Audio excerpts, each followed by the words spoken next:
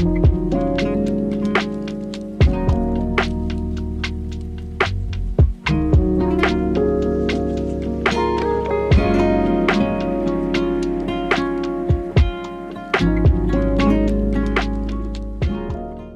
hi, welcome to UPL. What's going on? I'm Brad Grab, joined here by these two very handsome gentlemen on my desk, Mr. Dylan Miyamoto, and of course, TG Command Attack. We got a whole lot of forehead, a whole lot of brains, and we're ready to shove it in your faces with tonight's matches here. Let's start off with who we're going to be seeing. But before all that, let me quickly get one-word answers and how each of you are feeling right now. Dylan, go.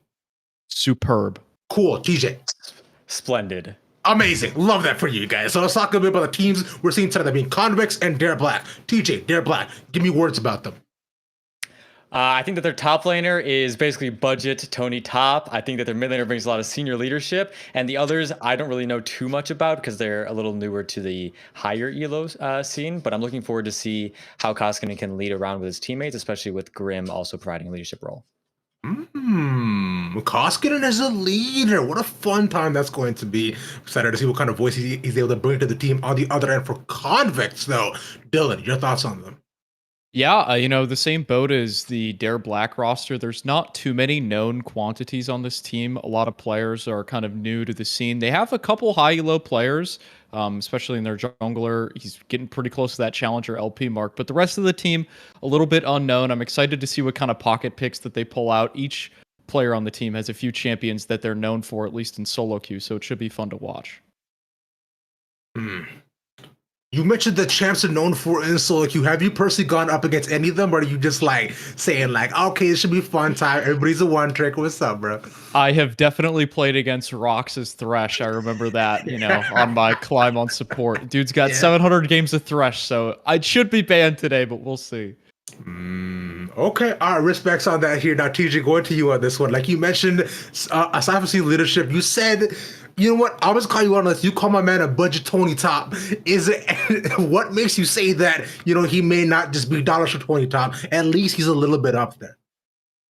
So basically, from what I watched of him and some of the combines I've been part of, is that he loves to play fighters and he likes to play really aggressive. He will disrespect jungle timers. Again, Tony loves to do that as well, and just kind of die randomly. So I'm wondering if the enemy team will be able to punish that timer, or if Mbuto will just kind of run over the game with a champion like Jax or Sett or some other bruiser. I mean, we did see some Jax today in Academy, so I'll be excited to see if we possibly get it today in game as well. Will be really cool. Let's stick with you on this one, TJ. Your predictions for tonight. Let's hear them. Geez, I don't know. It's kind of a flip in my eyes. I can see either team's winning based on who shows up. I think it'll come down to how well are people able to pilot some of the really OP champions like Gwen, Viego, even if you want to consider stuff like the Flex Lee Sin, all that kind of stuff. And I think that I would give it to Dare Black, maybe? Close? I really don't know. Dylan, what are you thinking, man?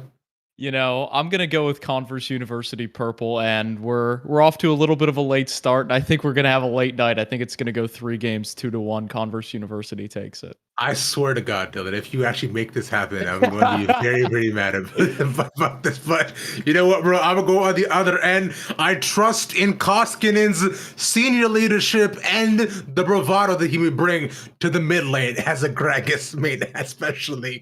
I'm going to go give it over to Dare Black, a 2-0. Throw it over to a caster for tonight, beat down Boulevard and Mazel. Is it a game number 1? Y'all take it away.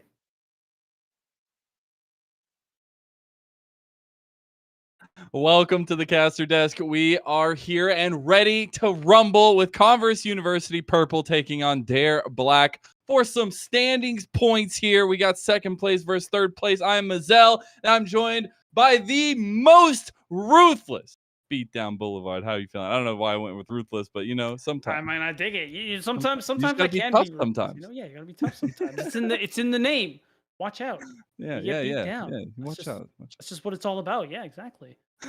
But excited to be here alongside you, man. Excited to be back in the Unified Premier League here, and especially in this Week 4 matchup, where, as I was saying before, we got some interesting things going on with the standings here. Converse at 2-1 in that Infernal division, where Dare Black sitting at 1-1, looking to tie it up here. right there. It's going to be a pretty important game for Dare Black since they technically played one less game. It will allow them to kind of catch up somewhat in the standings, and because there's only a few weeks of regular season play left, this will be really good for them to try and cement themselves that top 2 finish that they're going to need to actually make it to the playoff bracket once the regular season ends. So like the desk we're talking about, it is going to be a pretty tight matchup, all things considered. So I think it's an important game for both teams, but Dare Black especially, where if they lose this one, they're going to be hard pressed to find their way out of the group. Yeah, I think so as well, and especially when you're looking at some of these, as you were saying before the game started or before we got here, a little bit of an old guard here on the side of Dare Black, and want to see if they can perform well, keep up with those standings, and continue to move on with the season as we get further and further along. But there's a lot to be said with what's going on in the meta right now. I'm very excited to see what we see in this first draft, as we're going to be diving straight into it. Beatdown. And wow, because we are playing on the live patch, well, so some big things have happened lately, especially because of the introduction of action. We have some changes coming through, the changes to Irelia, for example, and some balance changes here and there. I'm pretty sure Rek'Sai did get a minor buff. She has been seeing a tiny bit of play, but I don't think we'll actually see her here. And I imagine because of how soon or how recent this change was, we might not see things shaken up too much just because of the fact that teams need to practice a little bit, need to theory craft some more before they actually bring things out. Need to scrim it out a little. True. Converse on the blue side here, and Dare Black on the red. We do see the Seraphine banned away by Converse. Very popular champion, at least among the Dare Black roster over there, with 3 most played champions, or at least up there in the top 5 of each player. So very excited to see that they have done a little bit of their homework, take some of those priority picks off the board. Also, the Lee Sin ban is huge to me. I feel like Lee Sin just provides so much versatility right now in the meta. It is so strong. So after you see the Seraphine ban away, then you're starting to see the bread and butter bans that have been developing in this meta. These really strong champions, especially like you said, Lee Sin. Stat stick the champion at this point in time. A lot of playmaking available. And at this point, aside from maybe some more specific bans, specific takeaways, like the Shen, for instance, I think we're going to start seeing some more general, like very strong power picks that they don't want to let through, like Xin Zhao. Yeah, Xin Zhao, Graves as well. Some very strategic target bans from Converse this time. Graves, most played champion of the joggers there, at least in solo queue matchups through the OP.GG. So you like to see that. A lot of comfort being banned away by Converse, and they also get themselves a little bit of comfort with that first pick, Karma. That's really nice to start things off. Of course, she can flex into multiple roles, can offer you a lot of versatility in different team compositions. So really good thing to start things off with. Because Lulu isn't taken away as well, you could see Dare Black take that one for themselves, maybe a little later into the draft as things develop. But teams do occasionally just end up ignoring the enchanters altogether, as like I was saying, they just end up grabbing this Diana and the Tahm Kench, which is really interesting because we are seeing people still take Tahm Kench in the support role, but now he kind of does the opposite of what he used to do with some of the abilities that ended up being swapped up. Instead of being that peel support, he is more of the engager. Yeah, I personally love it. I feel like it's right where a catfish needs to thrive, although it's not really in catfish's nature to be aggressive. Tahm Kench, you get a free pass on this one because I have seen so many times where this bot lane Tahm Kench can be so devastating in lane, especially if you can get some priority down there. So I want to see what Dare Black can do a little bit further on in the draft, but we do have the Viego Ezreal double lock-in for Converse.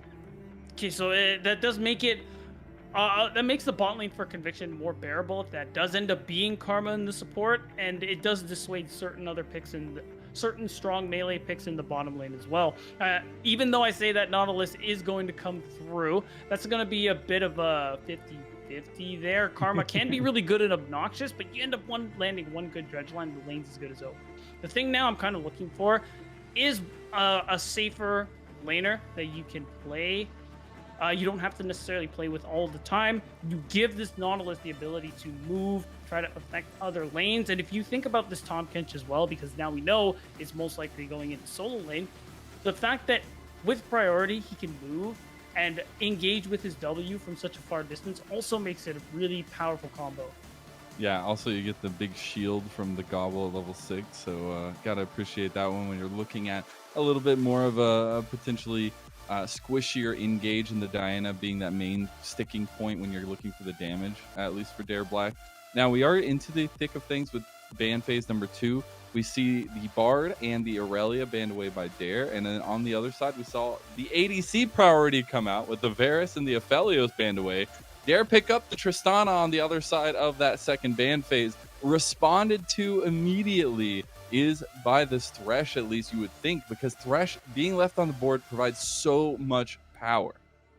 So much power and so much peel for the rest of your team. That Dark Passage, one of the most talked about abilities in League, just because of how powerful it is to get people out of sticky situations.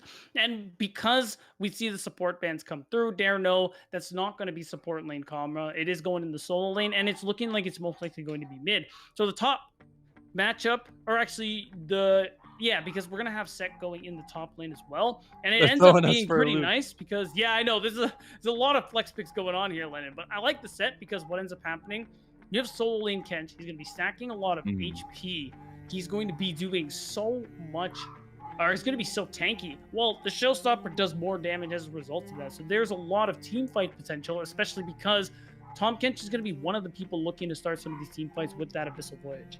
Well, now that we've gotten the Fiora locked in as well as that Set that you were highlighting, I want to zoom back out and look at these compositions a little bit. You got a lot of forward momentum on the side of Dare Black, and you got some peel pressure there as well. A lot of CC, but a lot of damage. On the other side for Conviction, you have a lot of peel back, you have a lot of sustain, and then you also do have a go button in those resets for the Viego. I'm very interested in how the early game is going to pan out for both these junglers, because I think it's going to be key on how we see the priority gained across the map. And the interesting thing, like you pointed out, is the clash of styles between the comps we're seeing here. Like you said, Conviction, they want to peel, they want to hang back, and they want to try and play for the pick, because like you said, as soon as Potato Balls does get a reset, that's when they can start to turn these fights out. But we'll see how the early game goes, because when you think about priority, Tristana Nautilus is always going to get it, so you have that push in the bot lane. You're going to have a lot of access to the Dragon Pit in the first couple minutes of the game here, so it's probably something Conviction aren't going to be able to play towards. And because you have these champions that can snowball, like Viego, especially like the Set, if you try and focus and spend a lot of time on the top side, get early Rift Herald, try and snowball with all this extra early gold, that might be their best chance. It could be. I'm still looking at this bot lane for a little bit of late game pressure, but I'm sure the presence will be more towards the top side of the map earlier on, especially on the side of Dare Black, where you're looking to try to get those leads. I still want to see what Joggers can do on this Diana. It is a pretty popular champion, at least 4th most played for Joggers in his solo queue champion pool, so I'm very, very interested at how aggressive we see Joggers get against Potato Balls.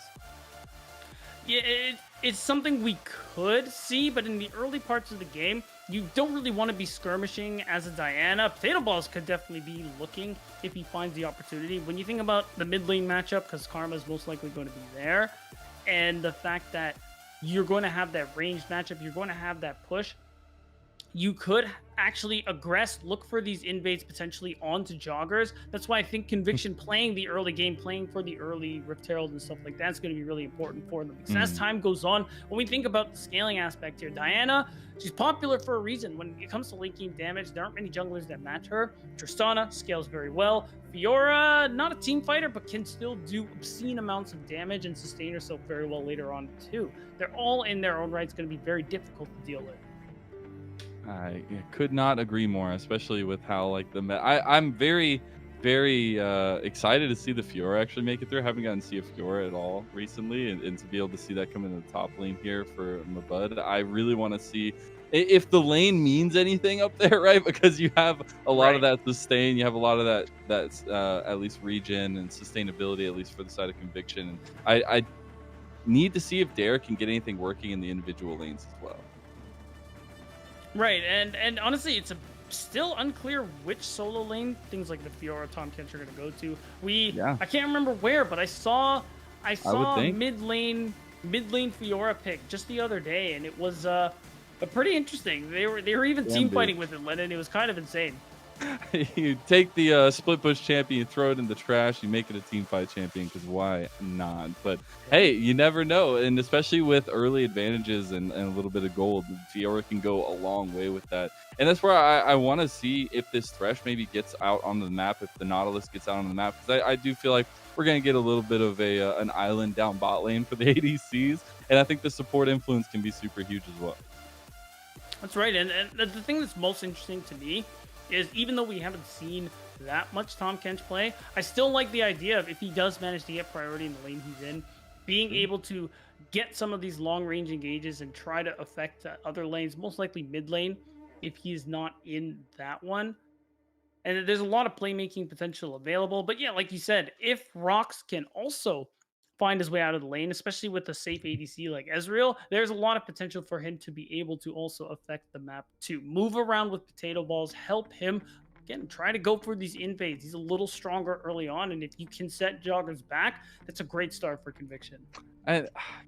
I get so excited when I look at the bottom lane because I get to see a Tristana. The biggest worry for me is what does a Tristana do against this composition? I think unless you're able to find those pickouts, like it's really hard if you don't get that early gold that started building your items. At least the expensive build that Tristana has to go up against this composition. You're also against an Ezreal, which is not going to be the easiest target to pick off. So I gotta say I'm gonna put a little extra look over to Grim this time around and see how this Tristana really pans out. Yeah, that's pretty fair. There's, at least you have, because Grim is going to have a lot of, he's going to be the follow-up. He doesn't have to be the one starting these fights. When you have so many people who want to go in, you have so much you have to worry about if you are the members of Conviction. You got to save them from joggers. You got to save them from, what? Diana, Fiora, even Tahm Kench, who, if you go the Frostfire Gauntlet, you actually do obscene amounts of damage because of all the HP you're building. Like, it is ridiculous. There are so many threats, and that's why Conviction can't really go for the head-on 5v5. It's just not going to work for them, London. They have to play do. I mean, when they get to the later part of the game, right? Like, their 5v5 does look real spooky, especially with some of their, Black Mist characters on. But we finally loaded on. We have taken a little bit, but we got action ready and loaded to go as the first game kicks off here of the Unified Premier League Week 4 matchup between Dare Black and Conviction.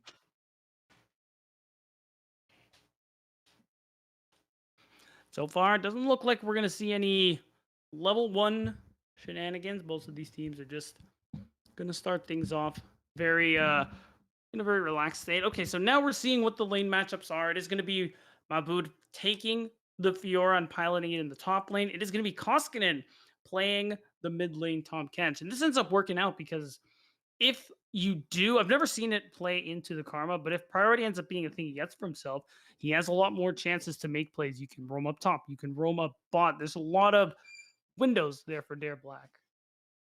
I think the windows are important, especially because you windows with Windows. Quoting Mr. Zix back in the day on 100 Thieves and the Heist videos. Gotta love it.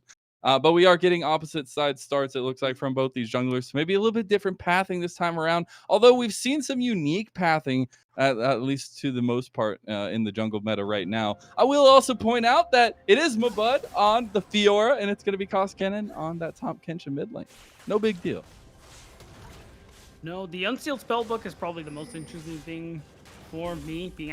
Having access to different summoner spells after the first few minutes is going to be very useful, especially in neutral situations where you're trying to go for the Baron. You have double smite. There's a lot of use there. And I think to your point of opposite jungle clears, I think Joggers loves that.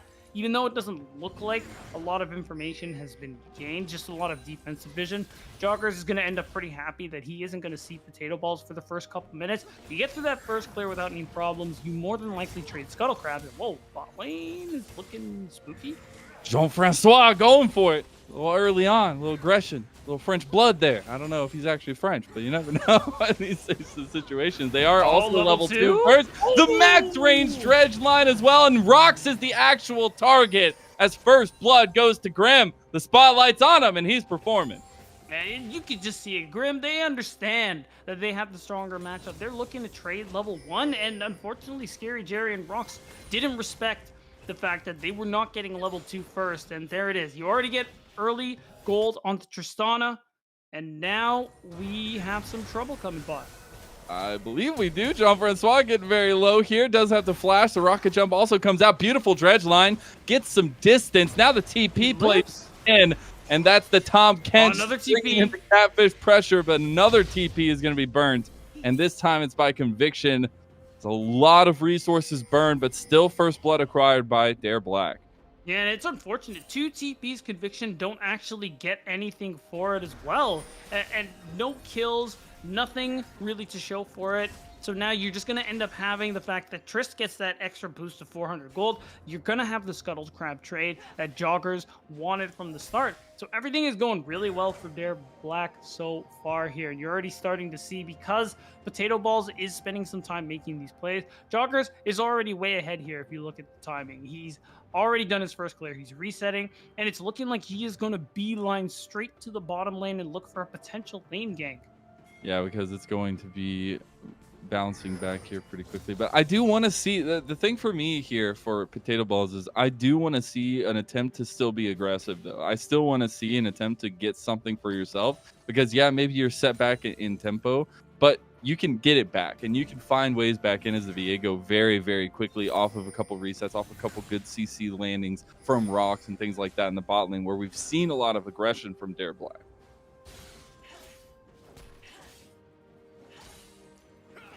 And right now it's looking like the angle is not there for Joggers, but because he had some time, doesn't actually end up hurting him. He can pick up the camp, respawns, and it's just so far he's been doing really well farming in this early game. And once he gets to level 6, Lennon, that's the thing they're going to start looking for here. That's when they're going to start looking for the big plays. Now, he doesn't have to worry about his bot lane so much. You can see how aggressive they're allowed to just step up and ward that tri-brush. And it shows them Potato Balls is in the area, so they don't have to walk up. They can just respect it, let the wave shove into them, and just continue on their way. As again, Joggers, he's playing Farming Simulator. He's having a good time right now. And I'm going to also point out Koskinen in the mid lane has been pretty apt to roaming. You see he keeps getting the little lead, at least, as you would think about it in baseball, right? Where he's able to push in a little bit, maybe look for a movement down towards bot, mostly, at least to this point. And I think that's super important for Dare Black's early playstyle and how they want to approach this game. They're already starting the dragon here. They're trying to keep up the tempo for themselves. And if they can get this early objective, it just helps them out that much more. You got to watch out, though, as Koskinen getting a lot of his health taken out here, but that will be Dragon going over to Joggers. Oh, Roxy doesn't actually end up dropping the ward. He doesn't know that Joggers is already there. And the thing is, there is no answer across map either. Potato Balls isn't able to catch him, but he isn't even able to get the flash out.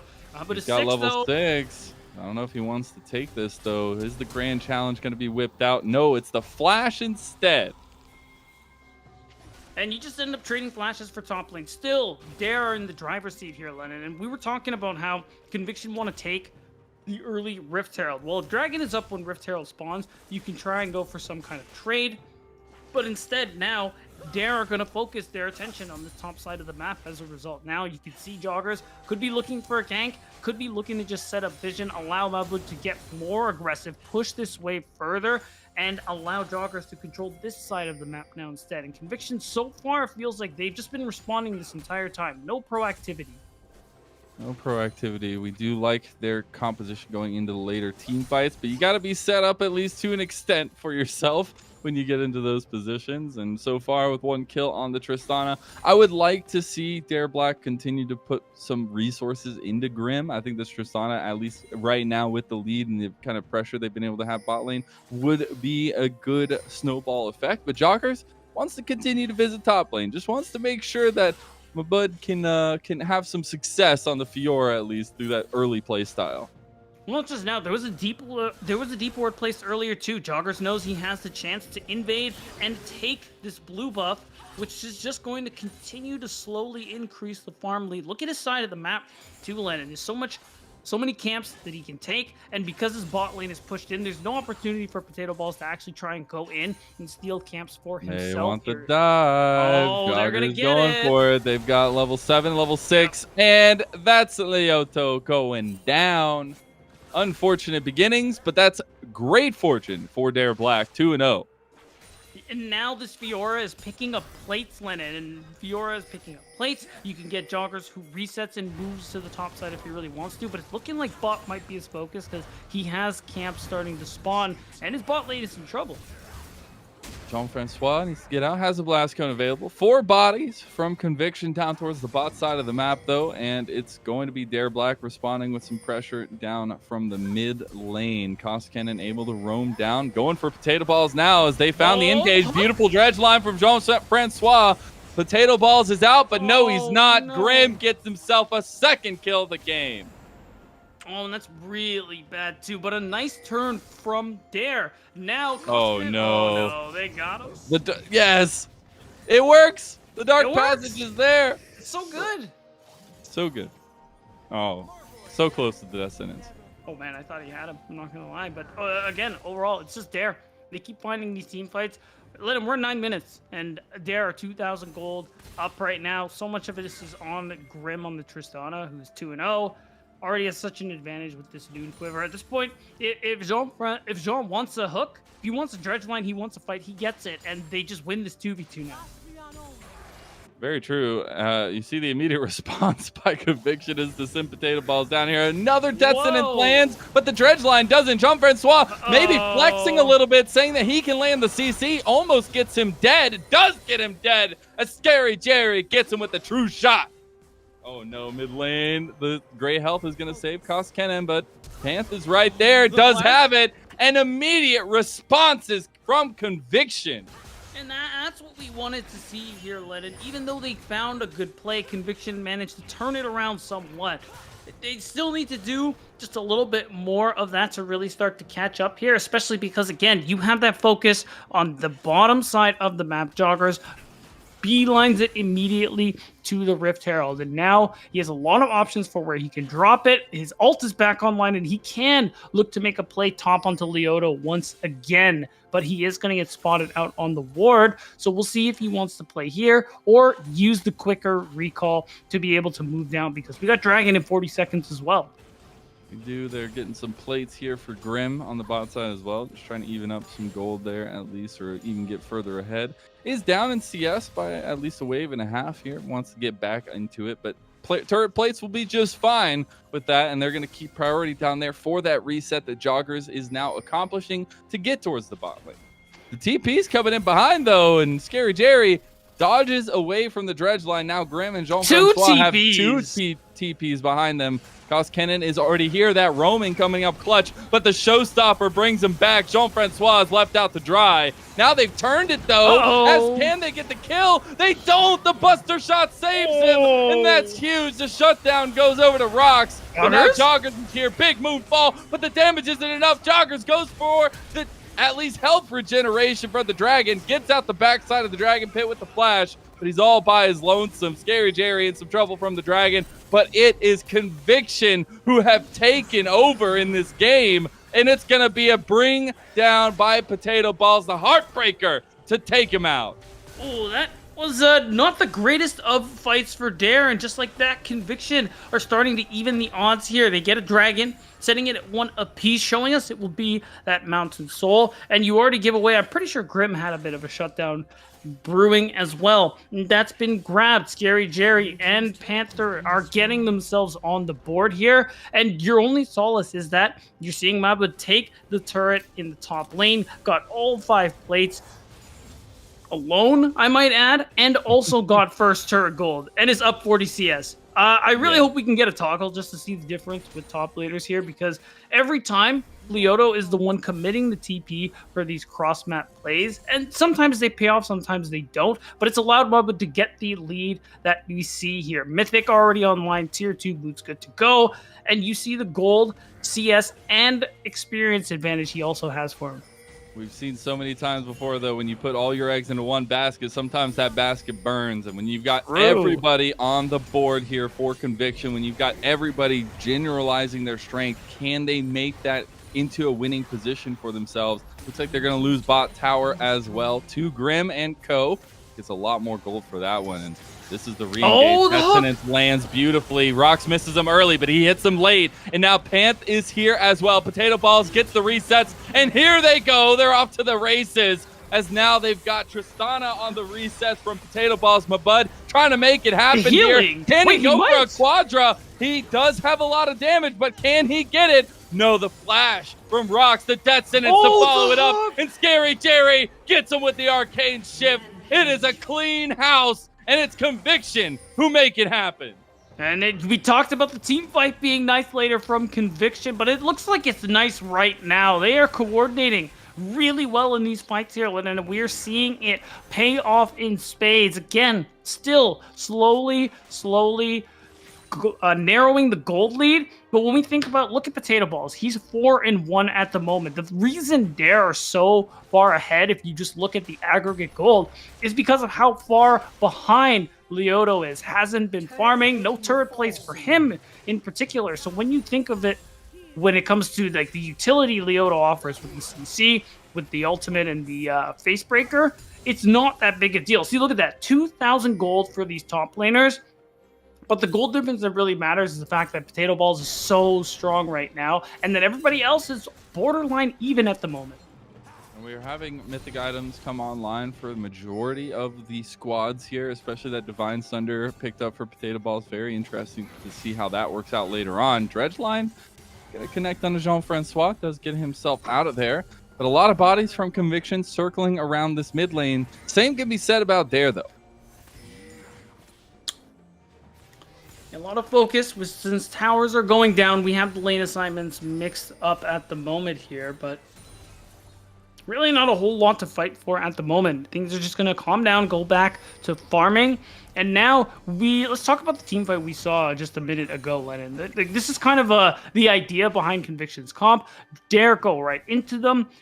Things don't work out right away, and Viego starts getting resets. Potato Ball starts picking up these kills, and that's the big thing that's been getting Conviction back into these fights. So Dare, when they dive, they need to get on top of someone. They need to be able to blow them up immediately and try to win with their numbers advantage. Yeah, man, unfortunate for Panther here. So I think he might just eventually die to the top cage, although he's got a lot of sustain on the Karma, which could be watching this 1v1. There's some cavalry on the way for Panther here, though. See if he wants to get a dive on Tom Kench. Probably not the best idea here, but the 1v1's going to cease. We have about 45 seconds for another dragon. Yeah, right. And now because Koskinen's getting pushed back, Potato Balls, he could just be looking for a dive. You could. I said maybe don't do it against the Tom Kench, but they want to anyways. And Joggers is here to back him up. Immediately signals the retreat from Converse. And back to mid lane we go as the 2v2s continue. The fights will just drag on until this dragon in about 20 seconds. You already see Joggers is down here. Scuttlecrab going to be spawning around the same time as well. Want to see if either team puts a little bit of priority on that for the extra vision in front of the objective. Well, it's looking like Joggers and the rest of Dare aren't going to be able to do so. You can see Converse have committed so much people to this bottom side of the map, even committing Panthers teleport after the reset.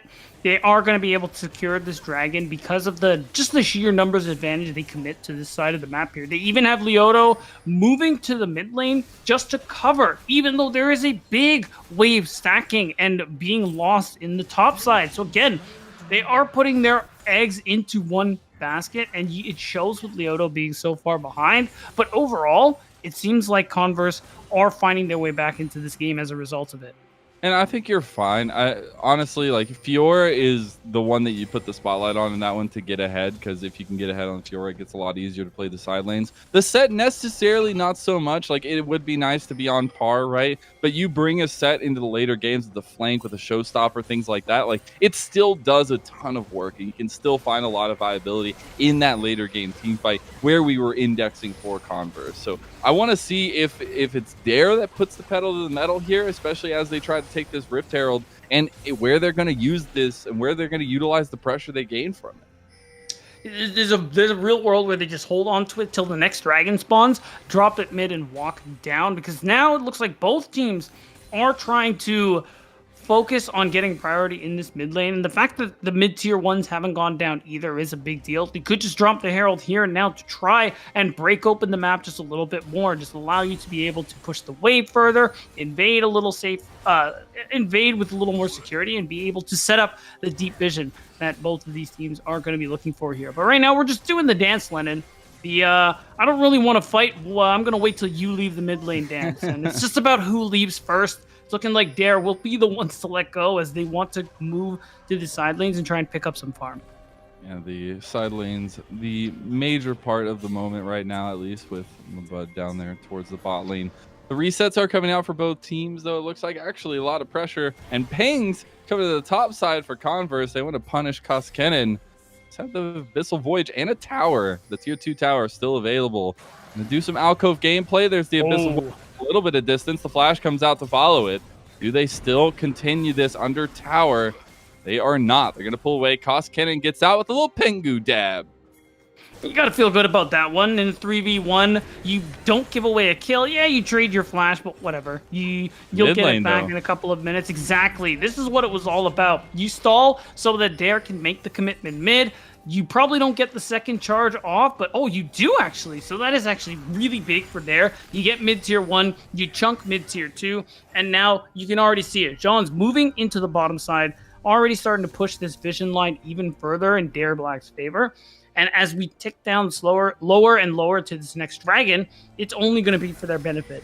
And this 1-3-1 is honestly pretty rough for Converse right now, because it's really difficult to deal with a Fiora, to catch a Fiora out, to catch a Tom Kench out. And their 3-piece in the mid is super strong together. A lot of CC, a lot of burst potential as well. And you see it's just Converse trying to move around the map, trying to find those plays, but they just haven't been able to just yet until they get dragged into the team fights where they succeed the most. And Dare aren't playing for them. They're not looking to do this grouping up and fighting. They're playing the split map because that's the best way for them to play at the moment here. And it's like you said, their core 3 in the mid lane is so strong.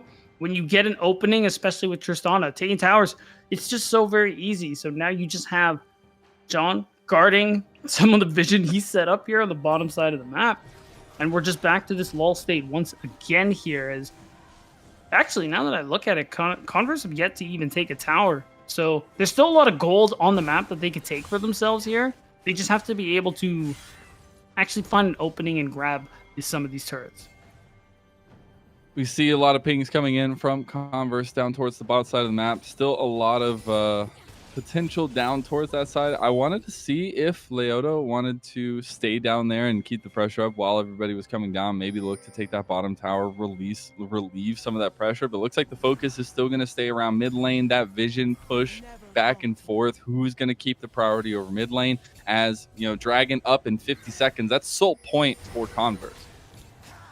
Then this is a really big dragon for Dare. They need to take this and not let Soul Point go through for Converse. So the thing is, you have Mabud pushing topside, and because of the timing, he does have teleport. It's looking like, even though they don't want to look to 5v5, it seems like that is what is going to happen. We still have 30 seconds, and because of Converse's overcommitment, nobody's actually answering Mabud. He's going to get a lot of turrets done. He's going to continue pushing, and I mean, Converse aren't getting anything for it right now. They're not starting up. You know, they still have time for the dragon. Like, it's still going. They have to commit a TP away from the fight now. Now there's a TP advantage for Dare Black, and they still have the pressure down there. Mabud is still able to do work. Now Joggers is in with the Moonfall. Can it be enough? Look at Scary Jerry on the side. He's got a lot of damage with these Mystic shots. Koskinen gonna gobble up Joggers. A lot of shielding coming in, but it's going to be the Catfish left out for lunch as Potato Balls gets the reset. Now they do Dragon.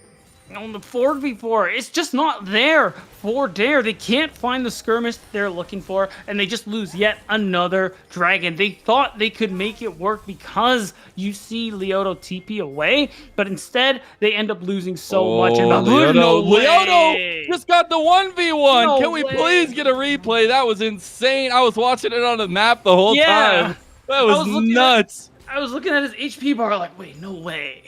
No way. But, I mean... that's pretty good. And Leoto, hey, props don't to matter him. if I'm down 40 farm.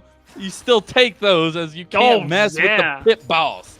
That's right. Yeah, you always got to remember Set's the boss. He doesn't follow the usual rules of being down in gold, being down in XP. It's not important. It doesn't matter to him. You land a good haymaker, and not a lot of things matter. Yeah.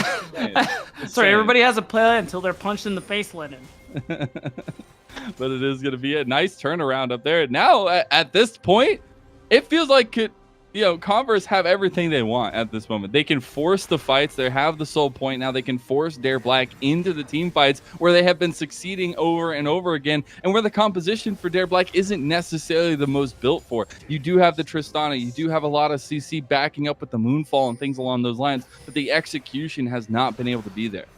No, it seems like target selection has been a bit of a problem for Dare. Trying to focus down one person here and try to take them out. And because you have this front line of Viego, occasionally Set, and Thresh to get through, Scary Jerry is usually not in any danger at all. And like you said, those mystic shots, they hurt a lot. And he's able to pelt out this damage and be able to put out so much power in these team fights here. And that's what Dare needs to get through. They need to focus one individual. You got to look at someone like Scary Jerry or Potato Balls. Oh, the challenge is popped here. A lot of damage on the pit.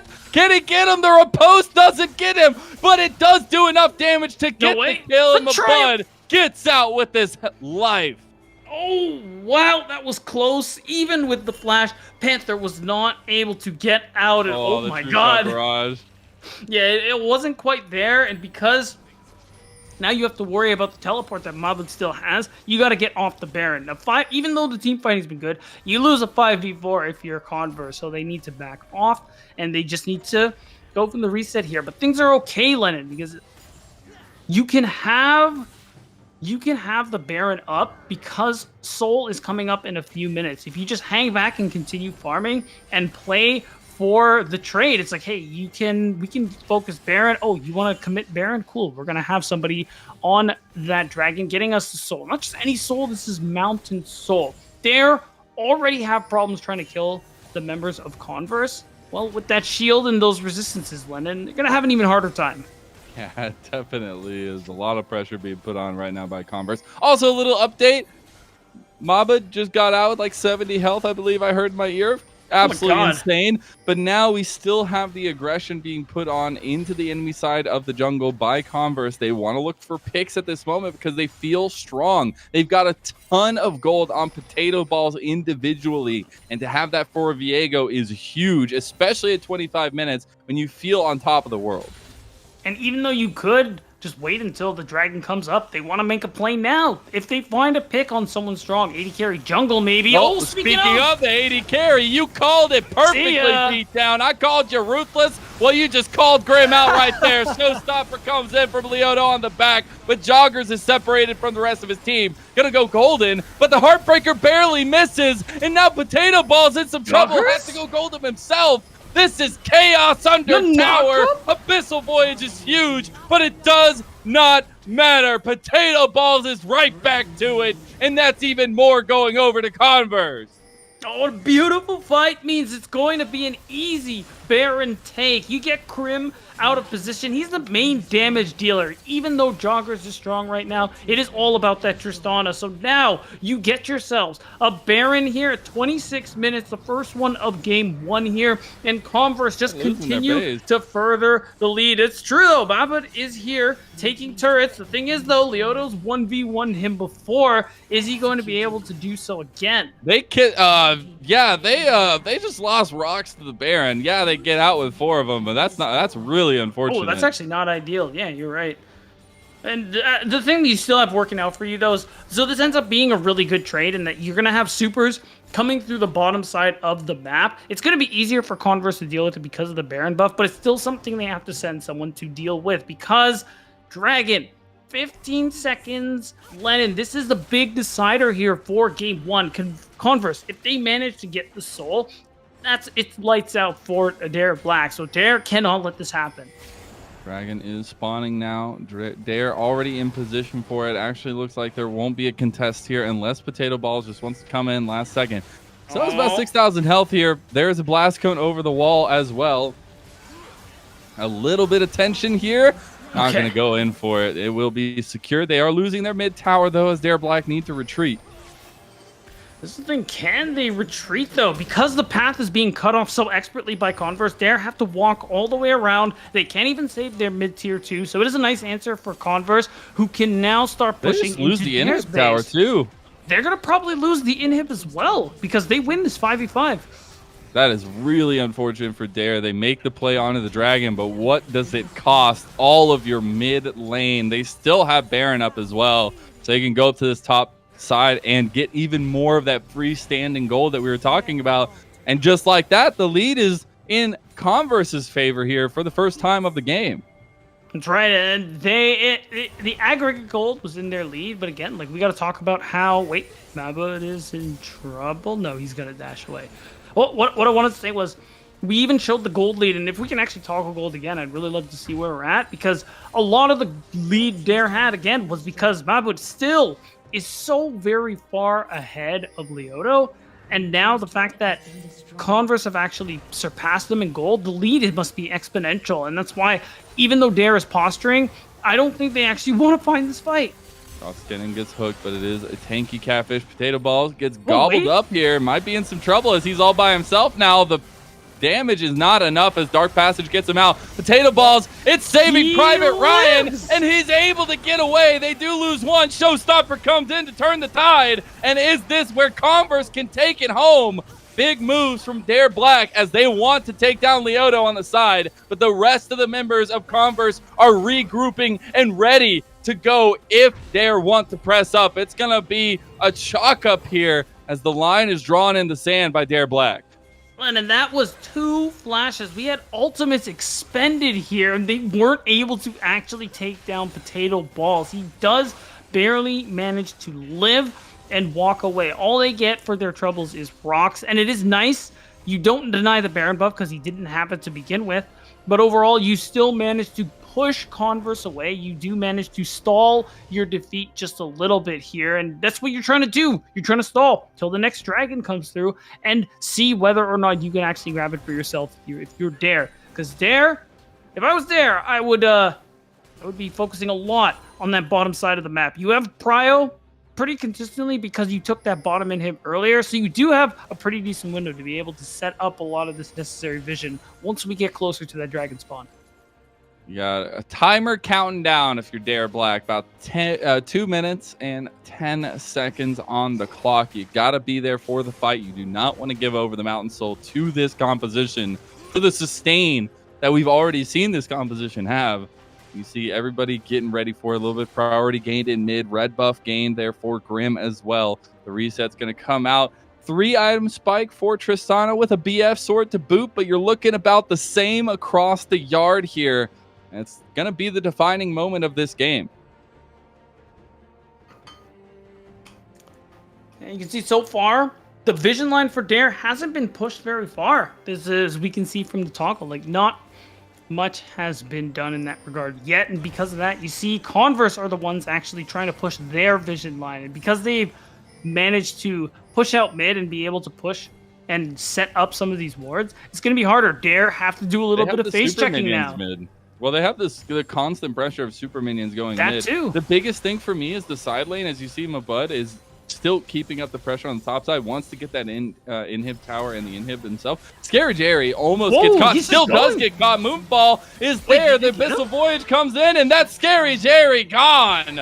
They're going to use this momentum to push the base. Is this the turnaround for Dare Black? They could take down 2 inhibs, make it 3 on top of it here, and that is huge. That's double super minions pouring into the base of Converse. Oh, Scary Jerry was a lot of their damage, Lennon. If Dare go for the fight, they could end things right here and now. What an insane turnaround it could be.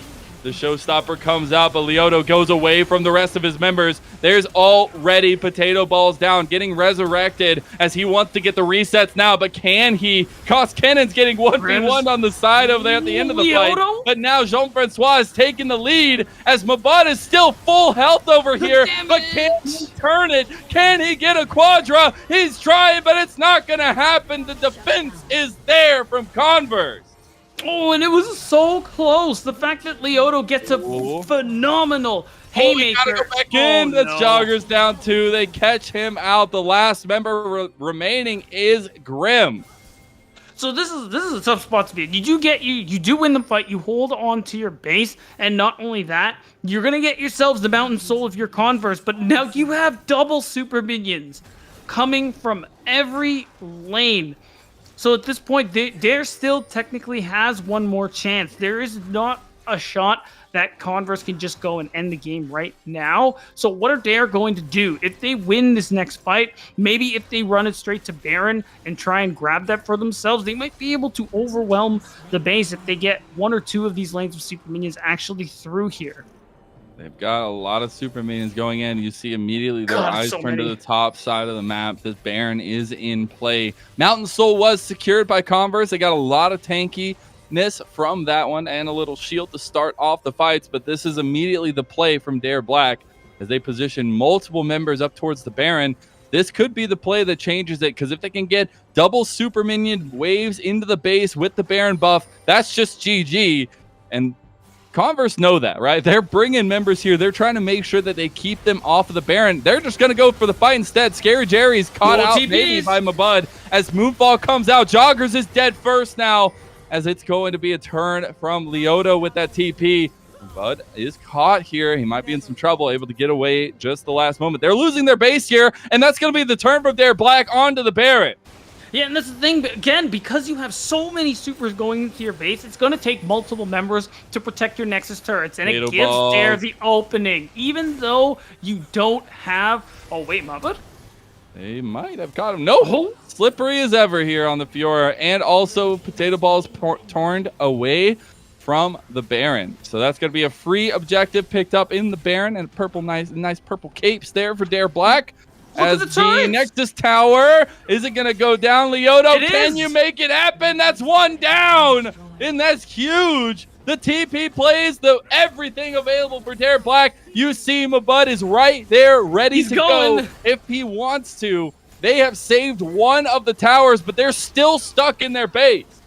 Lennon, if they leave their base for 1 second, this game is over. Mabud is here. Yeah, he's just empowering them, making it that much harder for Converse to deal with them. We're going to see the last fight here. Looks like one way or another, but with the Baron empowerment, Dare looks like they might be able to turn things around. Oh, a lot of damage from Scary Jerry there. Is it going to be enough? Not enough wave clear on the side of Converse at the moment. A lot of minions coming down. That Nexus Tower is looking worse for wear. Potato Balls going on to cost Kennen. Maybe they need to change their ideas here, though, because you've got very strong members, Grim and Mabud, on the side. The tower is just going to go down. They're going, oh my God, Joggers! With the 5-man Moonfall! And that's Dare Black just gonna take the game. There's purple everywhere, and Converse University purple are seeing red, and that's game number 1.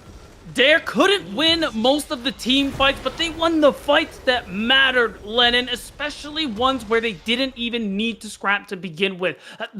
Mabud taking that inhibitor earlier on the bottom side of the map was such a big deal for them here. And the fact that they got the one fight that mattered, it allowed them to break into the base, triple inhib Converse, and make it so that Dare instantly, despite being so far behind, when you have that many super minions moving into the base, even from a deficit, you have so many chances to get back into the game. Oh, you lose a member, get picked off. Well, that's great. All you needed to do was stall time. They have to run and get the super minions, and it allowed Dare to grab that Baron and finish the game.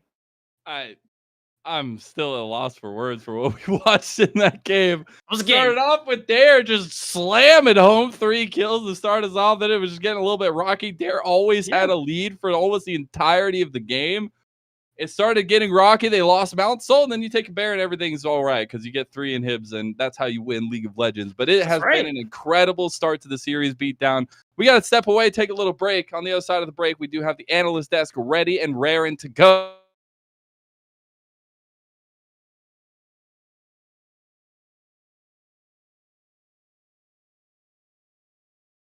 Oh, well, we lost Lennon. Anyways, we are just going to throw it to a short break while we get him back, and the analyst desk will break things down.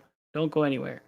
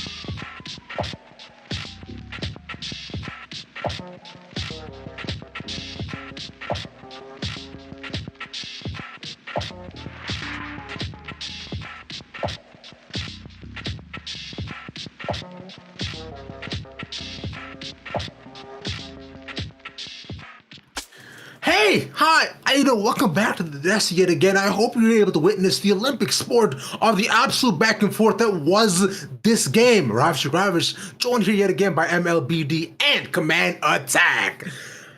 Gentlemen, I'm both confused and distraught with what we saw here today, and I'm not too sure on how to really expunge my feelings on what really occurred, so I will let you all do it. I'll start off with you here first. Dylan, explain to me why my heart keeps going back and forth like that game. Yeah, I mean, that game was about as close as it could really get. It felt like both teams had leads at multiple points, and that's the kind of game where if, either team loses this series, you look at this game and you think, man, if we just played a little bit cleaner, we could have ended it here. We could have ended it here. You're going to go back and VOD review, and that game takes an hour and a half to VOD review at least, because there's just so many mistakes from both sides. They had so many opportunities to snowball their leads, and then a fight would go a certain way. And at a certain point, it was like 5-11 in kills, but the team with 5 kills, which was Dare, they were up like 4,000 gold. It was so weird how that game actually ended up playing out. And in the end, the Mountain Soul didn't matter because the Tahm Kench was so far ahead that it just really did not actually stop the side of Dare from picking up the win. Which is absolutely insane, by the way, when you can nullify an entire effect because your champion is so fat. It genuinely does not matter. But speaking on the Tahm Kench here, TJ, you were talking a little bit about the champion and overall, Koskinen's. I want to see leadership in that game. I think Koskinen had actually some good uses of his ability, the new dash one. But he was caught on the sideline quite a bit. So I'm wondering if he is taking a leadership role and what that actually sounds like. Is it, hey guys, they can't kill me, it takes 10 years, and then he never actually dies, and then they try to get something off of it? Or if he's a little absent-minded while he's going to the sideline and just getting caught for no reason and losing tempo and then forfeiting those dragons or vision on the opposite side. Okay. And also basically on that too, so sticking with you on this, you were also mentioning about the use of the vehicle they also had in the game as well. So talk to me a bit about that. Well, as we all know, Viego is a turbo broken character that just gets to do whatever he wants at every point of the game. And I thought that the Viego played pretty well. We had some resets that caused some pretty interesting fights, as Viego does. And I think that there's an honorable mention to the Viego for keeping his game in the game for a little bit longer. Yeah. Mm-hmm. Viego's way too good of a champion. Like, it's just genuinely, whether he's like mid, top, or jungle, one kill will absolutely set him on a path through absolute success and nothing else. And that makes me mad that nothing should ever be that turbo broken. But hey, I can only one player, and I can't exactly go up against Riot Sun. That's way at the top. But this is just my little 2 cents, though. Dylan, go over to you on this. I'm thinking at this point, right? You were mentioning a lot to be able to fix up within the VOD review, but look at the game right now and our own mini mod review. What can we do to kind of sweep some things under the rug to make sure that things can be slick, clear, and smooth going into the next? Yeah, if I'm on the side of Converse University Purple, it feels like they really need to go back to the drawing board with how they feel like they're going to win this game. because they had the Viego, which was doing very, very well. They had the Dragon lead. It was clear that they were prioritizing these objectives, but they were just falling so far behind in these lanes individually, CS-wise, turret plate-wise, etc. They shouldn't be down 4,000 or 5,000 gold when they have a Dragon lead. And it was just such a strange game, the way that it played out. And it felt like if they were just a little bit more clean on an individual level, if they kind of had a little bit more, I don't really know what the word is. I feel like if they just played a little bit better individually, I hate to just put it that blunt, but it feels like they had the team play. It was just a little bit lacking on an individual mechanical level, and I'd like to see them kind of level that up for this game, or pick some champions that can cover those weaknesses a little bit better. Well, it really all depends if they can cover each of those weaknesses and go on to really making a nice, smoother, shinier, Mr. Clean type of game is what I'm all for. So let's throw over to Cash yet again. Bazel and Beatdown Boulevard to see how clean the games can be. Y'all take it away.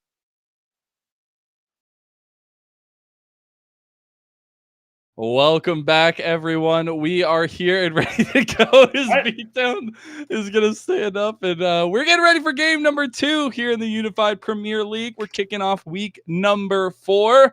Very excited after we saw that first game go back and forth so crazily. Beatdown, what could we possibly get in game number 2? Who really knows? Honestly, we saw things like the Fiora, who, I mean, I can't say is really rising in popularity. I've seen her played like one other time, like I was mentioning before. Tom Kench solo laner, which was inevitable after those changes. Who knows? Maybe we'll see. Maybe we'll see Fiora jungle. Or who was talking about more jungle earlier? I think it was Dylan. Hey, could be fun. I'm down for some spice here. And honestly, I feel like, Converse University Purple need to find something after that first game, because you had a pretty stout team composition when it came to the team fights. You had objective control, what you wanted with that team composition.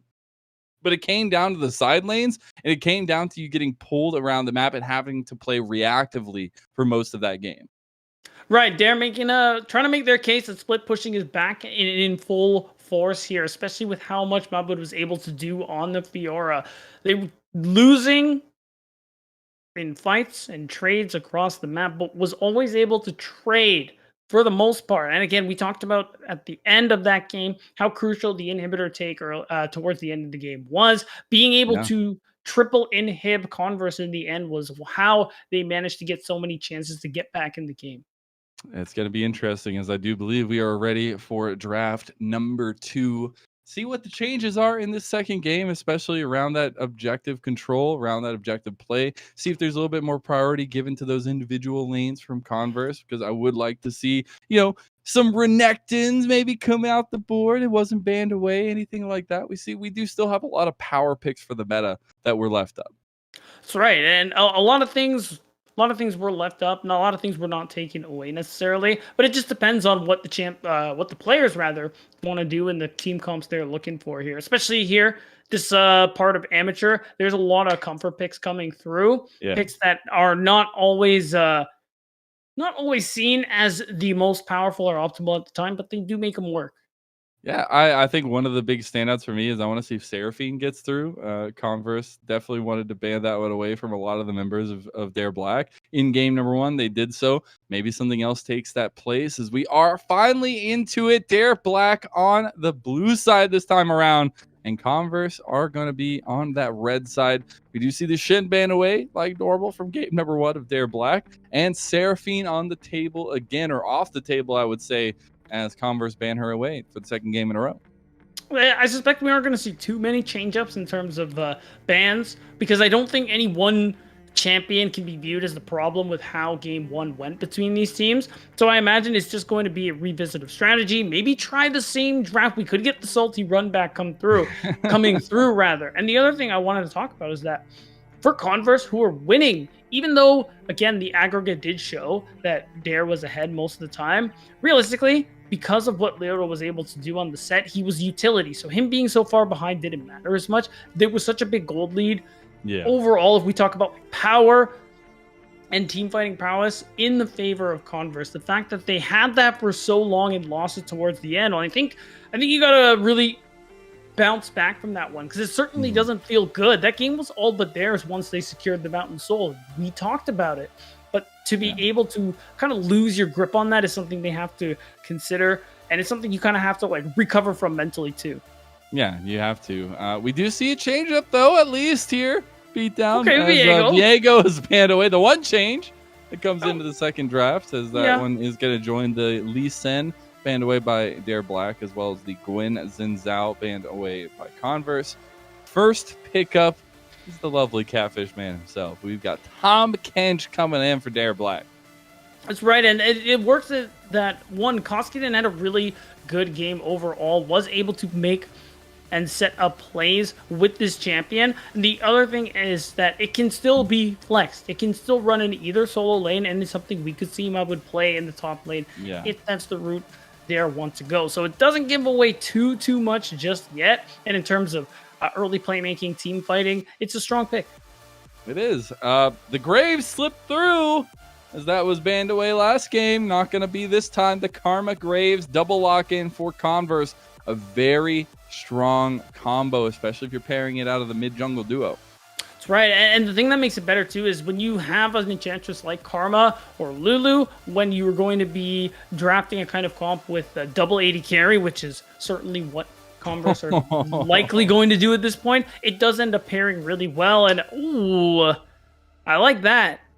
Hey, they're getting a little bit more team fight tool there this time around. Not going to be the Fiora going to the top side, but will be Mabud's GP. Can brush to boot, and a lot of strength coming out of the top lane. I want to see if Converse go for a head-to-head matchup, if you go for something that can really get an advantage in the top lane, or if we see them still index maybe towards this bot lane, towards this jungle matchup. Ooh, the set. It's looking like we are just going to see the solo laners secured for both of these teams. I think besides the Graves, not a whole lot has changed for Converse, and besides the Gangplank, not a whole lot has changed for Dare either. We're just seeing these minor tweaks coming through from both of these teams here, and I think at this point, if you're Dare, you might want to consider pinching out the 80 carry pool just a little bit here. Sure. Ezreal is something they could definitely look towards because Scary Jerry was looking a little scary on that pick. Those Mystic Chunks were certainly doing a lot of work, and in this comp where you also have the damage of another 80 carry to deal with, it's probably one pick you probably don't want to let through. maybe. I can't. Freshman is good too. Scary Jerry and what it represents. It's just every time I see him getting kills, that's all I can think about. But we do have the support band priority coming in the second phase. The Nautilus banned away this time around, changing it up from last draft, as well as the Thresh being banned away by Dare. So at least a little bit of change coming in at that avenue, because I do feel like that was huge to set up the success of the rest of the team. It's going to continue that way as Leona and Bard join the ban table. We're pinching the support pool quite a bit. Both Rox and Jean need to really dig deep and see what they're going to pull out. Unless, Jean-Francois. Tom Kench, maybe? Catfish himself. Yeah, maybe. You never know. Could the big brain play? It is definitely possible. Another thing I would like is Rel is available. Pairs really well with champs like Diana and like Nocturne, who just go in there, like really deep in there. So that's something we could also potentially see, as Ezreal is going to get locked in because it was left up. Yeah, I do like the Ezreal joining the roster of Converse here. A little bit different in the way that they've set up their team composition. I still do feel like they have a lot of damage-centric pieces to their composition this time with the Graves, the Ezreal, especially the set coming in to kind of be supported all by the Karma. They need to lock down some more tankiness, maybe even more a little bit of CC and lockdown for themselves, because I feel like that's how you make that composition work. Talking about CC and lockdown, you see on the other side, the Braum is hovered. Would be a very interesting one to go along with this team composition. Does have a lot of synergy, at least with the melee style composition there, but I do feel like you're looking for something a little bit different, maybe a little bit longer range of a setup. But a lot of those tools have been taken away with the bans. Right. So maybe this is just the decision. I think it's not bad considering what is the Jace left. too. Ooh, okay, that is a pretty solid pick as well. So It is going to be Tom Kench again, most likely in Koskinen's hands. You do see the Braum because it is a nice peel for your Jinx throughout some of these team fights. And also you can use things like the Glacial Fissure to actually engage if you find an opening. And there's a lot of wombo potential if you think about some of these skirmishes. The fight that you called so well at the end of game 1 was an insane moonfall, and the timing was so good between Joggers and Koskinen. They right after you see the Abyssal Voyage come through, they're all grouped up, they all get knocked up, and there's a similar potential coming through. You add things like the Glacial Fissure, well, Converse don't get to move for a while, and that's it. Plenty of time for someone like Jinx, who can do a lot of that late game insane scaling hyper carry kind of damage to just eviscerate you.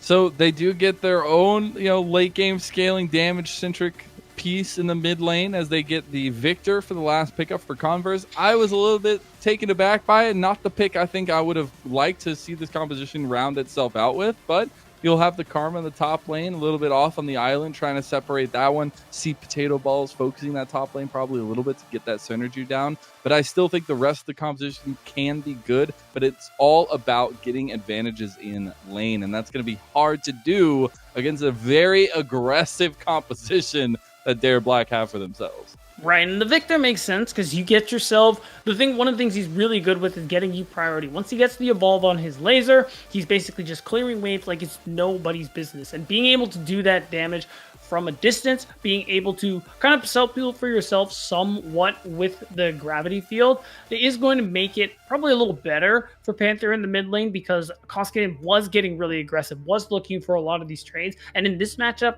he's likely not going to be able to look for those same openings. Yeah, and another viewpoint that I want to look at here and a little bit more of a deep dive, I feel like, is I want to see what the differences are going to be like from game 1 to game 2 in the jungle matchup. Have a little bit of a different take this time around, not the Viego, but the Graves. Still very skirmish heavy and a little bit better at that pre-6 matchup against the Diana. I feel like when you're looking for those skirmishes, when you're looking for that damage, I think key component though has to be the Karma. If you can get that going, if you can get the roams off and the composition down with the Graves, that's where the Graves really excels. But it all comes down to the early pathing. We saw opposite side starts for both of them last time. Do we see that again? And that's a really good point because Potato Balls, especially when you're playing Graves, he can scale really well and do a lot of damage as time goes on. But the problem you're going to run into if you don't actually skirmish early, like you're saying, is you do fall behind and you never really get to that insane threat point that you want to get to when you get a pick like this. Early kills, not just this aggressive pathing. He needs to start making plays early overall for the side of Converse, and they need to work. They need to see some early gold come through into Potato Ball's pocket, and it's going to be how they kind of snowball themselves later on. You think of Ezreal, he's trying to chill back and farm. Victor, he's trying to chill back and farm a little bit, but because some of these picks and some of these roles will get you prio, it does allow Potato Balls to be aggressive. Look for the 1v1s, potentially invade aggressively too. All right, we're getting a little sneak peek here at the where at least we're looking at, and I find it interesting that we are going to see the Karma actually go into the support role with the Ezreal. I think that's kind of fun to see Rox go with that, where I've been seeing, a lot of the picks for him are those tankier supports. Does play a lot of Bard, that's why the Bard ban is there by Dare Black. But going to be a little bit different this time on the Karma. I was expecting Karma solo lane to match up with Potato Balls. Still can match up. We saw Rox potentially getting some roams off on the Karma if that's possible. But now you've got to look at the solo lane matchups. You've got the Gangplank going against the Set and Tom Kench in the mid lane against the Victor. And yes, some things can kind of change up, right? Lane assignments can change as we go. But I think those matchups are really interesting to dive into right now. Yeah, and like it was, so I had mentioned that the Victor into the Tom Kench is so that the Victor can play a little more safely, get you that kind of priority you're looking for. And the top lane matchup is interesting too. It's pretty GP favored unless you blunder on the top side, which we could very well see. Mava did have a good game 1, but nobody is perfect. But as it is a tough thing to depend on. The thing though, in Leoto's favor, a point in his favor, if you will, is that, well, realistically, when you're playing the champ like Set, again, you're trying to peel using Showstopper to try and get things like Diana, like Tom Kench, off of your back line. And the more HP they have, the more damage you do in the process. It is more utility than anything else. So it's okay if he falls back behind, and I think Converse understand this as well, and they're just cool with it. Yeah, it's going to be very interesting. A lot of focus on the jungle, but a lot of focus as well onto the individual lanes themselves. Who gets the snowball this time around? How topsy-turvy is it? We're going to send it away to a little break while we get through spectator delay. On the other side of it, though, game number 2 kicks off. You're not going to want to miss it.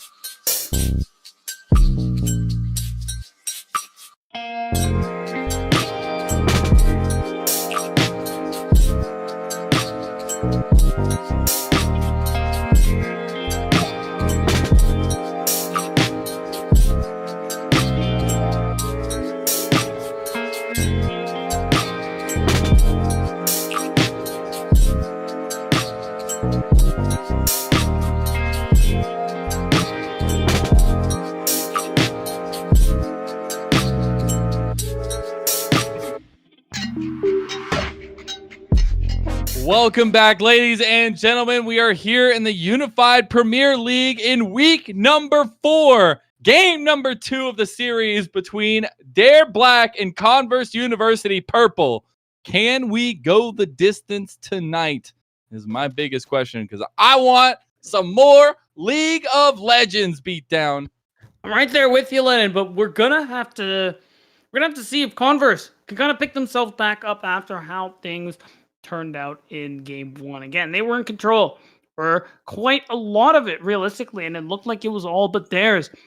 But Dare managed to sneak the win from under their nose. So we that already 1-3-1 play was sick. It was, and we're like I said, they proved on the side of Dare Black that split pushing is back, and it's looking like it's as good as ever. Well, the jury's still out on that last part, but it's still definitely an option. They played the map really well, and we'll see if they're here.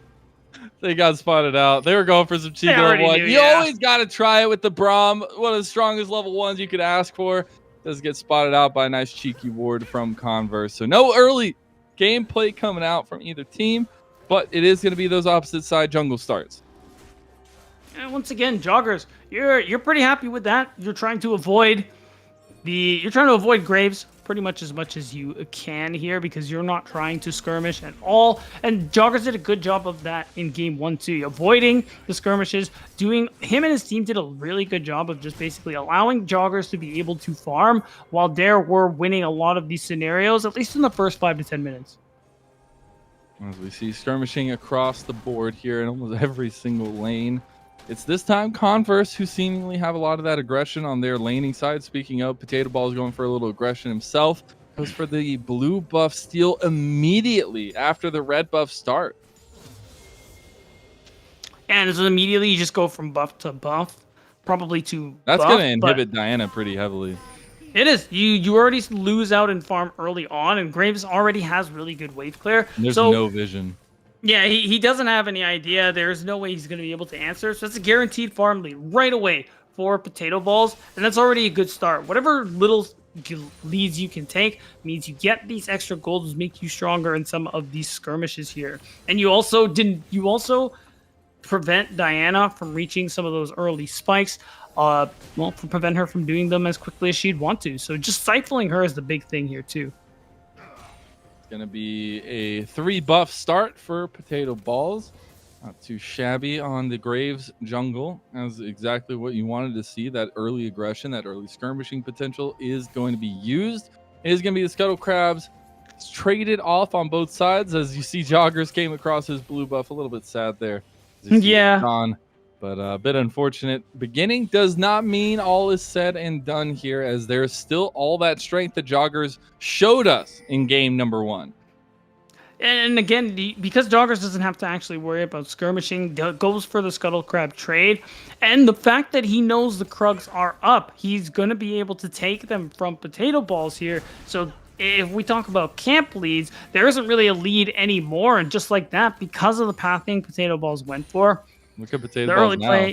Yeah, he's just, oh, whoa, that's an interesting spot. He uses the scanner here, going to be able to get the ward, but gets spotted out on his potential bot lane gank. Oh, where are we going?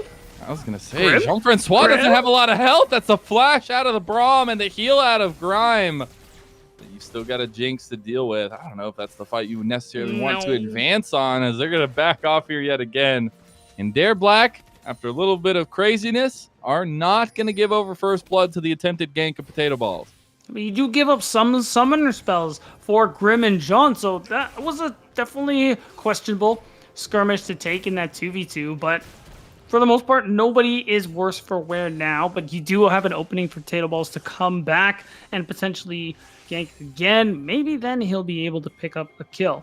But if we talk about Joggers again, actually, Leoto, is he gonna kill him? Oh, no, it was awfully close. The skirmishing gonna continue. Actually, Leoto getting even lower up there right now in the fight. Oh, look who's here! We do have Joggers coming bot side this time. Jean-Francois goes for it on a rock. Jean-Francois just dead to the arcade ship from Scary Jerry, but now Joggers is here. Grime gets the kill. Is excited, but you've got Potato Balls on the back. Now TP coming in from Leoto as Joggers still taking the fight. Scary Jerry, one more auto attack, and that's 2 for him.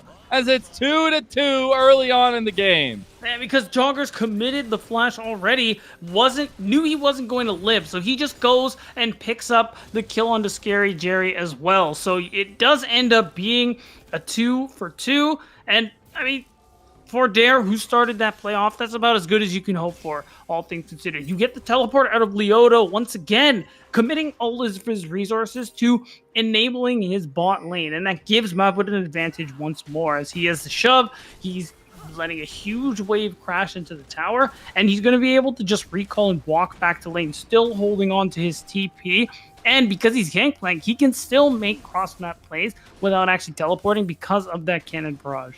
I will say I really love Converse's play here to go for this dragon after all of this pressure was put on bot side. They don't even have priority, but they know that the vision from Dare is away from the bot side and that they can capitalize. TP now coming in. That's Koskinen joining the fight. Grime goes for it. Jean-Francois could go down again, but Grime is the target. He's got all the need for gold, and he's got the need for speed too as he gets excited. Yeah, and it's going to be so easy for Grim to be able to pick up this plate, and that's exactly what I was talking about. Wait, Koskinen? We're just going to keep going? Hey, Tom Kench can't be stopped. Rock almost It's taken out, one rocket to the face there. Grim right around here. A lot of damage to be done. Joggers taking a 1v1 against Panther in mid. Has to back away. Koskinen still bot. The root coming in.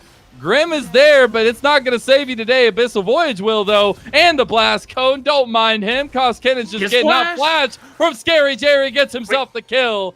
But Jean-Francois and Grim are here. Jean-Francois doesn't want to go for it, though, as Grim backs off. We got a very scrappy game 2 coming out here as Scary Jerry manages to answer back, get some kills for himself. But Grim maintains a pretty decent farm lead so far and has been able to get a really nice back off early. So now already some strong bot lane power is coming through here from Dare Black. And overall, you just see these plays being made across the map. And Mabud, because he was able to use a cannon burst, like I was saying, he doesn't have to use a teleport. He still has that advantage over Leoto, as now because the Sheen, now with the Sheen, he really is starting to run this matchup. Look at Leoto. He just has to respect it. He's not allowed to farm yet. It's looking a little bit like last game where the top lane matchup is definitely going one-sided in Dare Black's favor. They're going to use this to take the Rift Herald.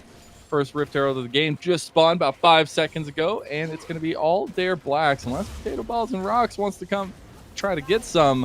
Koskinen overextending yet again, does use the Abyssal Voyage to get away. About half his health taken away. Has a little bit of gray health to eat through as well. Jean-Francois is about to get the stun on Potato Ball. Jean-Francois gets out barely as Joggers finishes off the Rift Herald.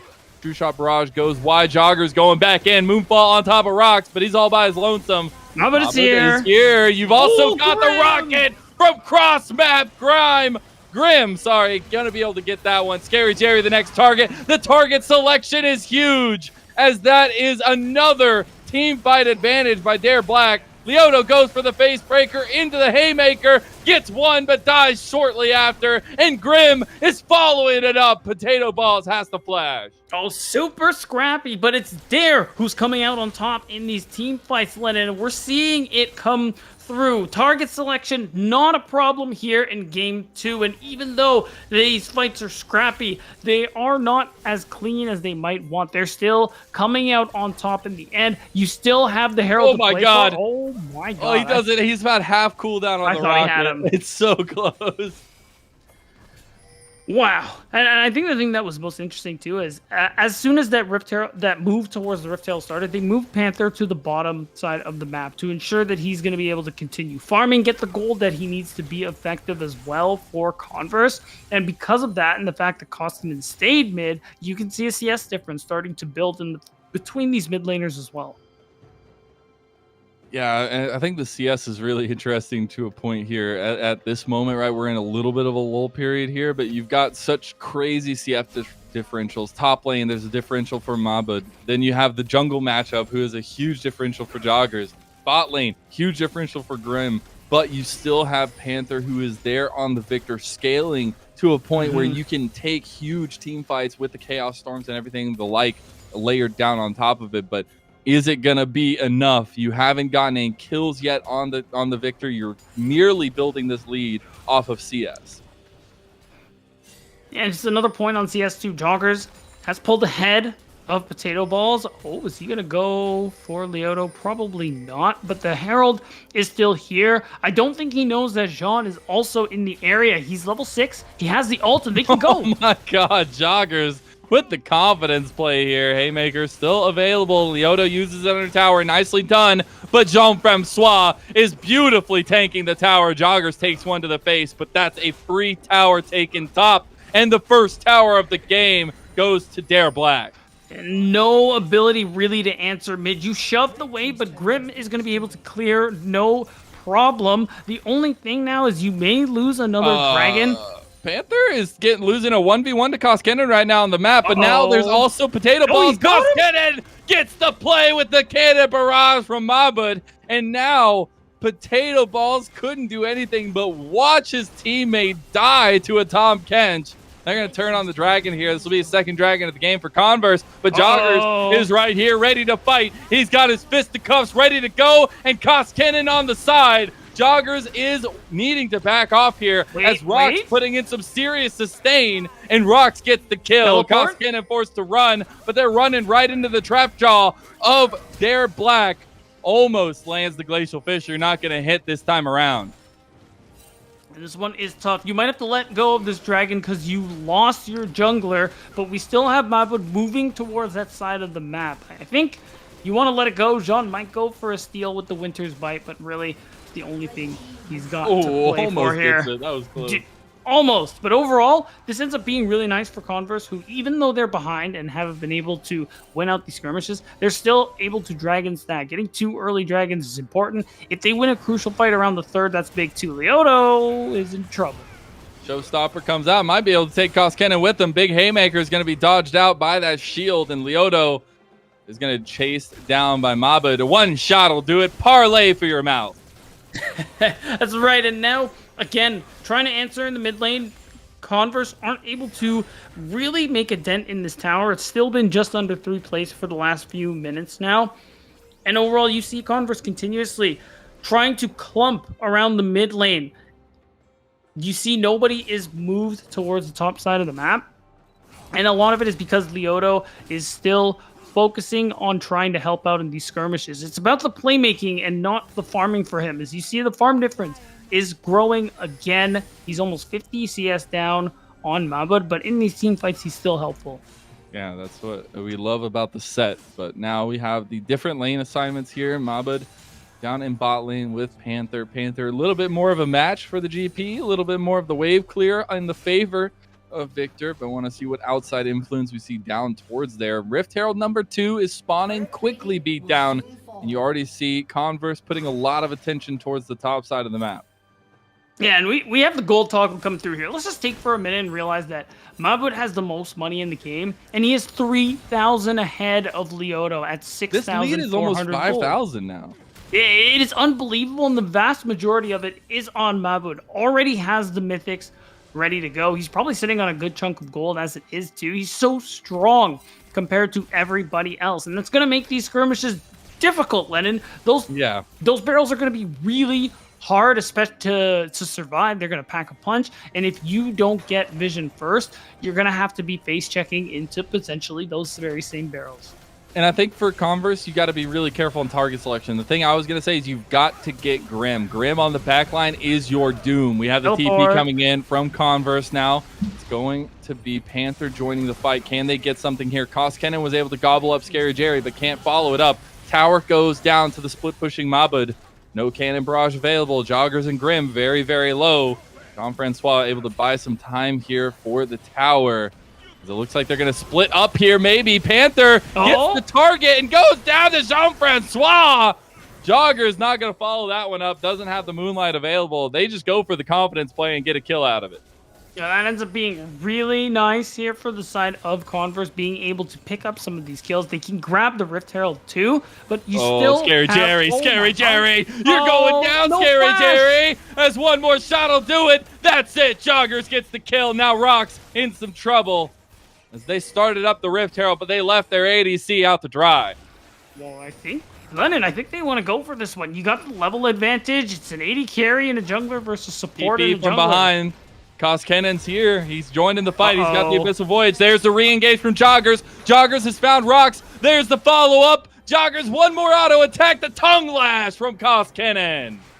Oh, and right away, Dare are going to be able to answer right back onto Converse. And they just have so much power at the moment. Just being able to damage Rox and Potato Balls through that exhaust to help secure the kill. And now you don't even get the neutral objective. You're past 6,000 gold down if you're Converse, and this is tough. The main thing you could try and aim for is this dragon coming up in a minute. If you can get yourselves at soul point, that definitely gives you a lot of time. It gives you more power when the Baron comes up in a few minutes, and it just gives you the ability to try and farm and scale up like you were mentioning earlier. Panther has that first item coming through, is almost at that level 11 where you get the second rank on your ultimate, so there is some damage really starting to come through on the side of Converse, but not as much as we would have wanted if they got that early lead. I'm really worried right now for Converse because like they obviously want to go for Soul Point. It would mean huge amounts of pressure gain for them, at least in terms of the next objective. But you've got Serpent's Fang, second item completed here for Mabud. All the ultimates are available, the spacing ultimates that Dare Black have available to them. Jean-Francois might have given them up here. No, he's actually going to back away from that one. But I honestly, at this point, I feel like you just got to give this one up if you're the side of Converse, because this is a very scary team fight to take against a moment that you are not built up to the moment that you want to. You have not gotten the gold on the members that you want to, indeed. And with a little bit of pressure, like you can buy a little bit more time, right? You've already gotten 2 dragons. I feel like you can give this one up, but it's a very scary predicament to go into this fight, and it looks like they might want to opt in. Yeah, I mean, Mabud is he's just face checking. I think they're just gonna try and walk them down here. Dragon about half health here now. True Shot Barrage already used. Ultimates available still all the Can way we turn? on the side. They have everything available to them. Whoa! The barrel just killed Potato Balls. The Moonfall on top of it, and that's a 6,000 gold lead right to your face. Dare Black have taken this fight, taken the objective, and they've taken complete control of this game. Oh, it might be Dare's first dragon of the game, but it's not their first step in really taking control of it. The fact that they managed to just absolutely decimate them in this team fight, they're going to get scary, Jerry. They don't even care. He goes golden. Joggers is going to help get the kill for Grim, as that's 4-0 on the Jinx. You've got a 3-0 Gangplank. You're feeling real damn good as Dare Black right now. Herald even gets the charge on the tier 3 turret. Dare are just in full control. Sub 20 minutes, a 10,000 gold lead in their favor. Bounties across the board, and now we're seeing significant gold differences between just everybody down the line here, and it's so different. Constant 2 to 3k lead in the top jungle and ADC positions. That's just insanity. Yeah, that's where a lot of the damage is coming through from both of these teams. So it's really difficult. This is tough. Really, the only thing you have going for you is Panther is starting to really get juiced up, and once Scary Jerry gets to that second item, that will be a really big spike for him. And maybe if you manage to actually just control space and poke them down on the side of Dare, that is a way they could potentially win out on an objective fight, because we saw it just before that fight was coming through. Scary Jerry, despite being 2 levels down, was able to chunk Grim from a distance just with the Mystic shots. And with the poke that you have, that's what Converse are going to have to rely on, because it's really the only thing they got going for them. I see the moment right there where they felt like they needed to take the fight, and personally, I don't think you need to take that fight, but I feel like they're getting bought into the way that Dare Black is playing, right? They feel like there's a chance because these fights are getting a little close, right? Except for that last one. And now the realization is there for Converse. So how do you approach the next fight confidently? And it looks like they're approaching it from top side, because they've committed a lot of members up here. Showstopper onto Mabud. He's got a lot of members on him, but that cannon barrage plus the barrel is huge. Flash, the haymaker, but the collateral damage is enough. And Converse are able to pull back one. That is a big shutdown Potato Balls has gotten for himself. It's definitely feeling good, and that was the answer to your question, Lennon. This is what these are the plays you have to make. Oh my God, they're just full sending. They have also been found out a little bit. Panther caught in translation, and Koskinen gets the kill. That's a killing spree for the Tom Kench. Not something I would always want to say. He's got the Abyssal Voyage, goes right back in with it. Joggers gets the kill with the fade away. And now you've got Grim and Joggers here. Koskinen's looking for his lunch, and he's going to find it on a Scary Jerry. No, he uses the Abyssal Voyage away. Jean-Francois wants it, but it's going to get taken out. No, he's not. Joggers comes in. That's a triple kill for the jungler of Dare Black. And Dare Black have just completely snowballed this game away. Almost 13,000 gold in the lead. They're taking Baron. And even though you take down Mabud, the play started out really good. The fact that you use your numbers advantage, pick up a huge shutdown on Mabud who's overextending, but because you end up catching Panther out while he was trying to transition to the play, you don't actually get to use the numbers advantage you earned for yourselves here. Now, Dare have the Baron. They have an absurd lead, and there isn't much left for Converse to be able to do. They have to try and find these picks, but at this point, you're waiting for Dare to make mistakes, and you have to try and punish them. They definitely could, but it's an unfortunate thing to try and rely on. It is, and it's getting more unfortunate as the moments pass. Mabed goes for it on a Panther. Has Chaos Storm used onto him? Also has a lot of members up here. Yeah, He's coming in. That's going to be Cost Kennen. Gonna be a little bit too late though. Abyssal Voyage. He wants to go in. No, he's not gonna go save it. Potato Balls gets another kill with the collateral damage, but they gotta save their base. They got Grim pushing mid with Baron buff. They can collapse, and it is just the Jinx, but now she's excited, and now Rock's taking some damage here. They can turn this though.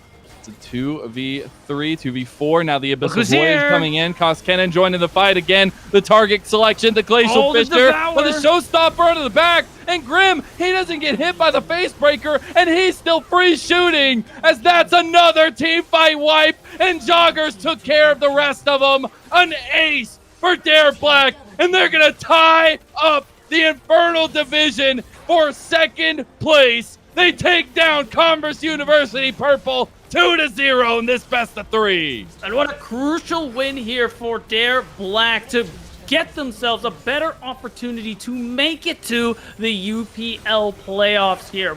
Close game 1, but a dominating game 2.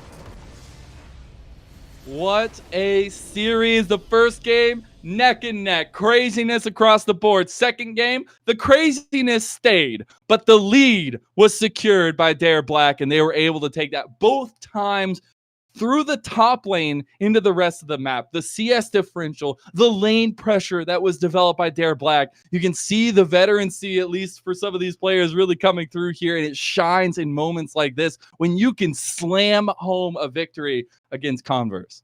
Right, and you props him on boot for both games, being able to get such a huge advantage over Leoto. And of course, when you're fed out of your mind on Gangplank, it definitely it looks a lot flashier than Fiora, to be honest. Those barrels just making health bars disappear is, like you said, it helps just a little bit. Just a little bit. I do believe that we're going to be sending it over to the analyst desk to break down that series. The craziness that unfolded. It was an absolute pleasure to cast alongside you, Beat Down. We'll see you on the other side.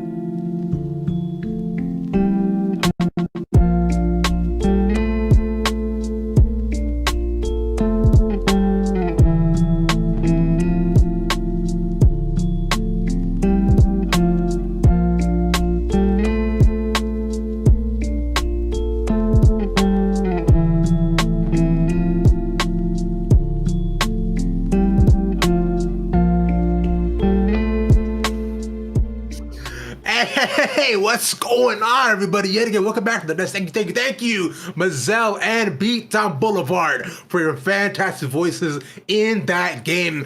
Dare Black take a clean 2-0 sweep in tonight's games, and I gotta say, it's something that I personally expected. I believe TG and I even predicted it. So, Dylan, you're looking a little bit not too great right now, but it's okay. You're as smart as you are. You've been known to be wrong before, and it's fine. Let's talk about that game a little bit, as I believe you quoted it as being. Let me see if I have these notes correctly. As a globber stomp of a game, is that correct?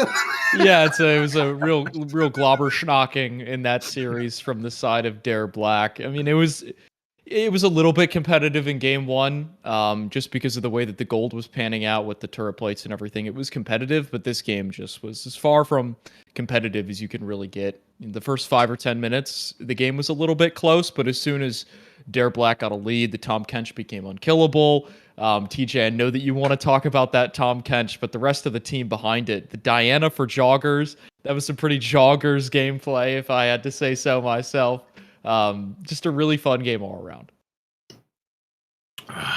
Absolutely fantastic. One might even say if he was playing Kog'Maw, it would have been Cogger's gameplay. But of course, we don't have that here today. TJ, coming over to you on this.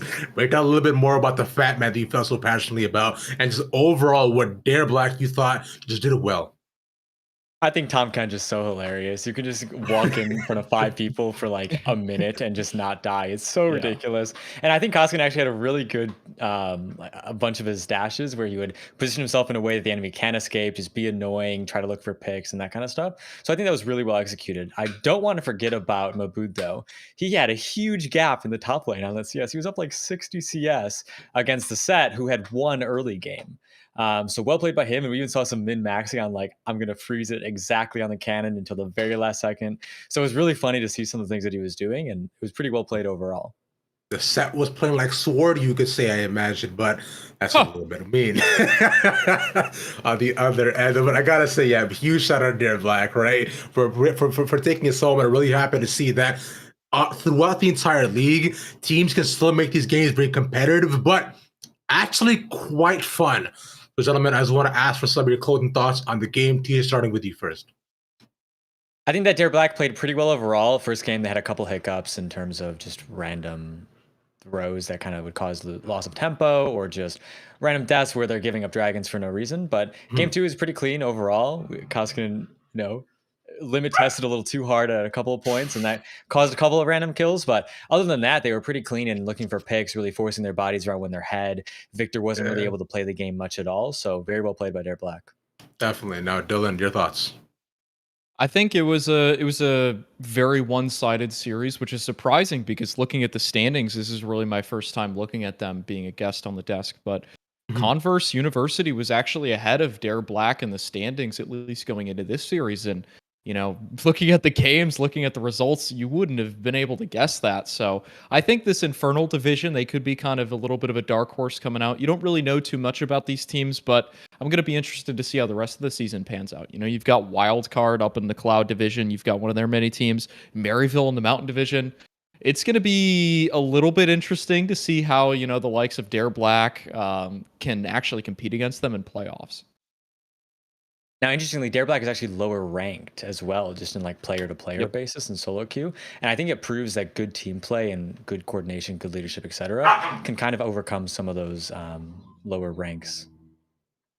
I mean, TJ, your dogs must seem to agree about you on that point, but you two can go and argue on that for as long as that takes. But I do want to thank you both for coming on the desk with me. It's been an absolute pleasure and honor to have you both back at it. We will see you back yet again at UPL, same time, same place tomorrow. So y'all don't go nowhere. Thank you again to our production crew yet again for making us look good. I've been Ravishing, grabbing some most ravishing about the internet. See y'all tomorrow.